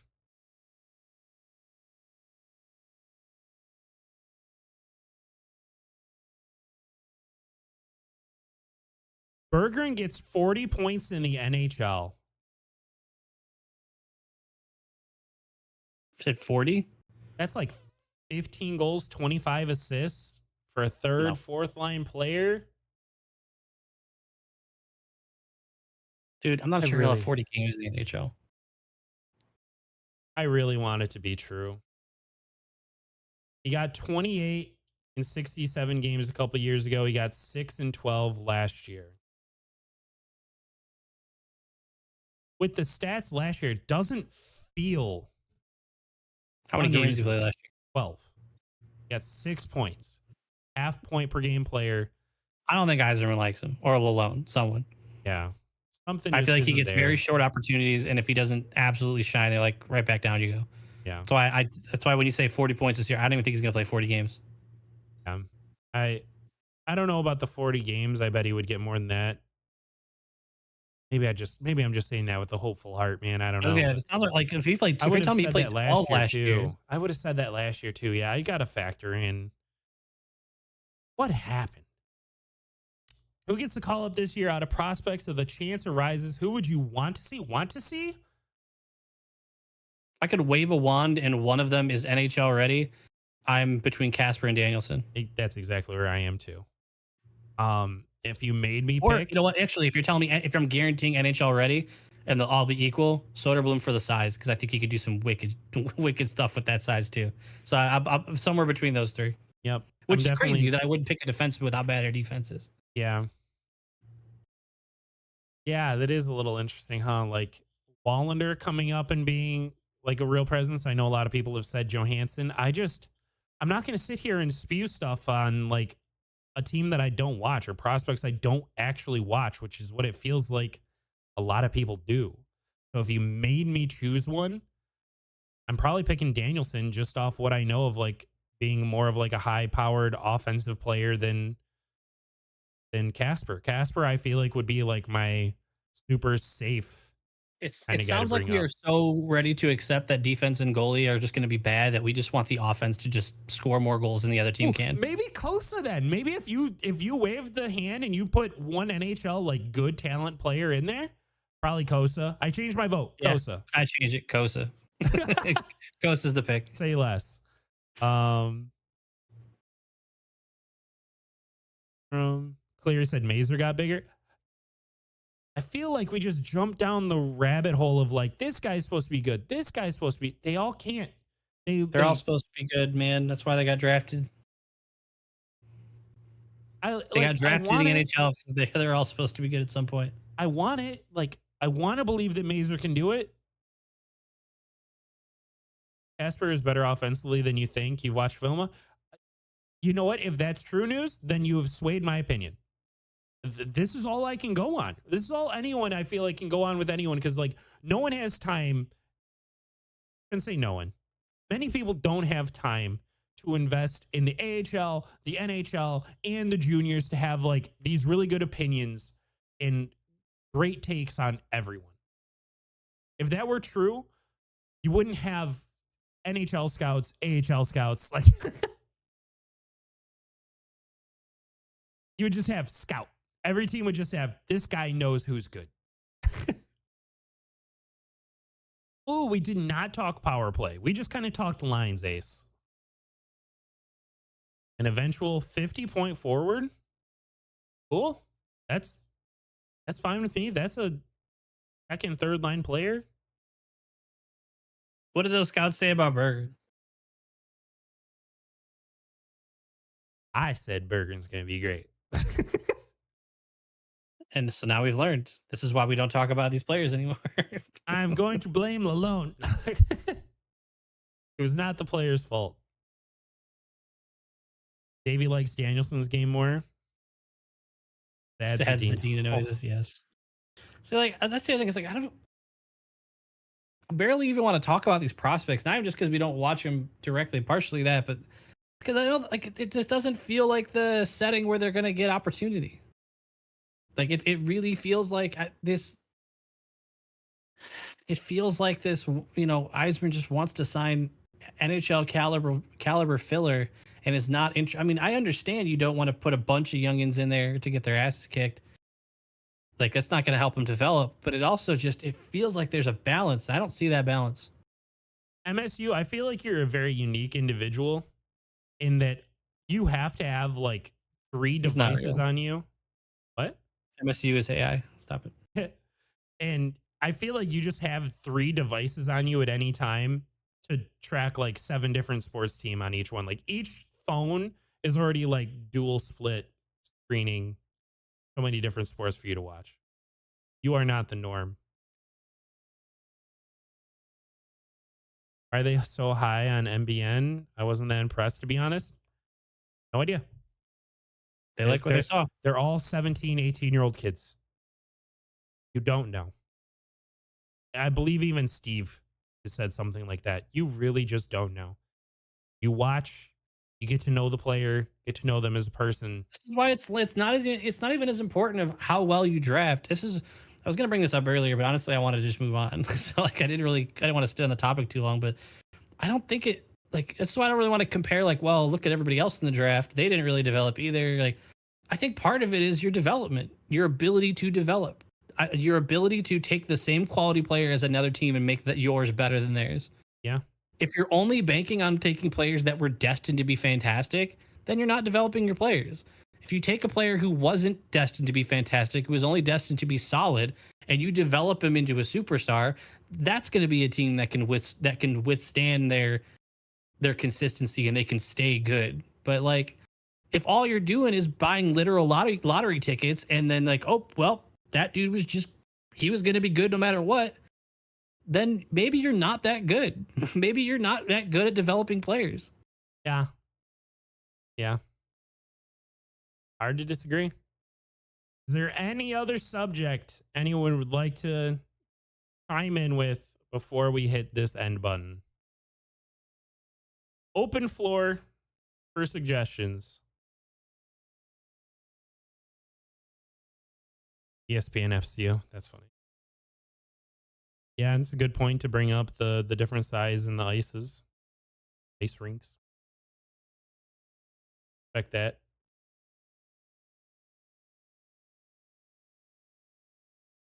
Signer Edvinson. Okay, and then what do we do for the other? Rod Petrie? God, please no. Yeah, I was gonna say, are we gonna go back to Sherratt, Petrie, and then Mata and Gustafson? Unless you do Sider, Edvinson, Sherratt, Gustafson, Petrie, Mata. I don't hate that. I hate our defense. I don't hate that. But the only reason I'm doing this again is that it doesn't matter. Like I said, my defensive lineup prediction was a prediction. It was not this is what I want. I'm replacing it with Hall now. I don't want to talk about Petrie anymore. Yeah, they're going to use him, but but it's stupid. Like, he's not good. He's not good anymore. Yep. He was a liability. Yeah. There were a couple flashes of being good, but it was very few and far between. Flashes, man. Like, this is like, I feel like we're past that. Like, we are. What's the point? But what's your best case scenario in a flash from an old dude? Nothing. What, do you think it's gonna get better? What's the point? Like, unless you really are in a holding pattern, I don't want to see Pete. He's not gonna get better. He is gonna be worse than he was last year, because that's how aging works. He's just gonna be worse. And if we're trying to get better, I don't get how he's out here. I don't get how he's on the team. Unless we are in a holding pattern of let's just see what happens until people develop, which in that case, we're right back to I don't know what the hell Eisman's doing. I'm frustrated to see Petrie on your list there. Can you just replace it with Hall, and it's no longer a prediction? It's like what they need to do. Because Petrie being a top 4 defenseman on this team feels like a massive step backwards. That's fair. Ace asked if we're going to any Red Wings games this year. What are you doing? I have no idea. Probably not, dude. I am. I mean, maybe, but I'm gonna be honest. Until I have like such an expendable income that I can just do that and not feel the buyer's remorse when we get toasted 5-1. I'm tired of going to games in person and getting my ass kicked. So no. I'd rather be able to stop watching the game and then immediately boot up a video game and not have to deal with the parking situation, driving home. That whole situation is miserable after your team gets their butt whooped. So yeah. With that being said, I'm going to Monday Night Football in a couple weeks. Yes, I will be going to a game. I'm going to Star Wars Night. If anyone's at Star Wars Night, hit me up. I'll sign something. Did you just buy one ticket? No, I have 2. Do you have someone taking the second seat already? Really hope so. Like, do you have no one? Like, do you want me to go with you? I don't want you to feel like a backup plan. Like, yeah, I'm actively trying to bring a girl to the game. I just don't know if that's going to happen. So you already bought the tickets and you don't know if she wants to go? Yeah, it was Star Wars tickets, like to get the jersey and stuff. Of course, I'm buying it right away. Now I want to go. Well, I see. This is why I didn't want to do that. I just want to be like, yeah, I'm going to do a game, and then you ask, who you going with? Well, now you brought this. Now you brought it Because to light. like we know everybody each other knows at this point, like in terms of like who we like hang out with. So like for you just to buy a ticket, now I'm like surprised. With the intent, like, bring lady. So I'm not pretty enough.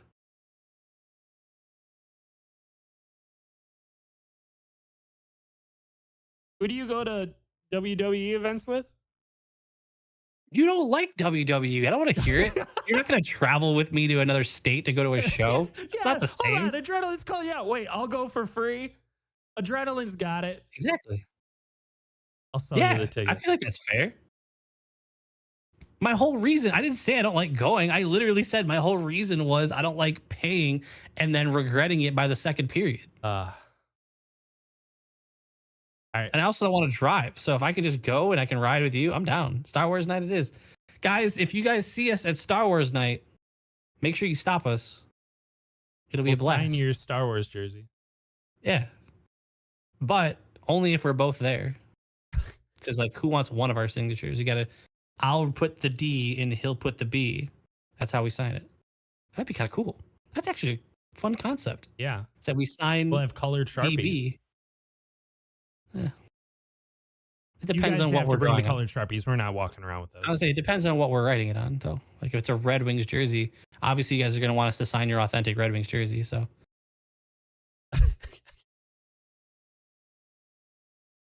I'm going to that game with you. You should probably just tell her. Have you already told her the tickets exist? No.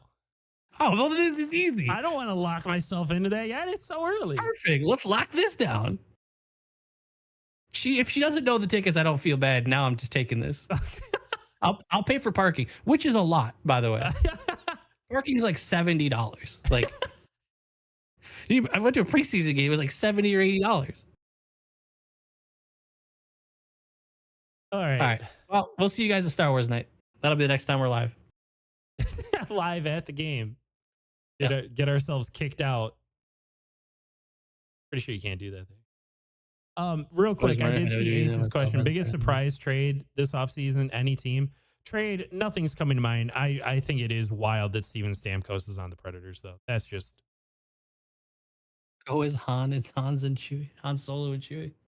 I didn't even think about people dressing up like Star Wars characters. Pretty cool. All right, we ready?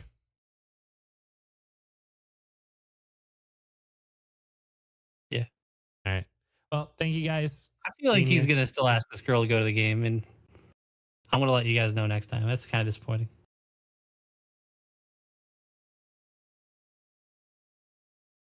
We leave on a happy note. I mean, you can be happy.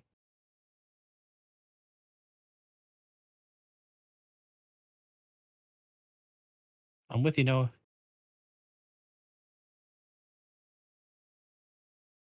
Well, guys. Getting friend zoned. Accurate. Thank you so much for showing up to our first live show. If you guys want to give us some feedback and thoughts on some stuff, but only in the good Discord. feedback. I don't want to hear any shit. Yeah. If you want to give us some feedback in the Discord, that's not the link. I almost just sent you right back to this YouTube video. Hop in there. Or send it to the other one that didn't have it. That one's still coming soon. Yeah, hop over there. Let us know what you think. I know that I've already thought of like a couple upgrades that we got to do to this to move forward, but I think we're out.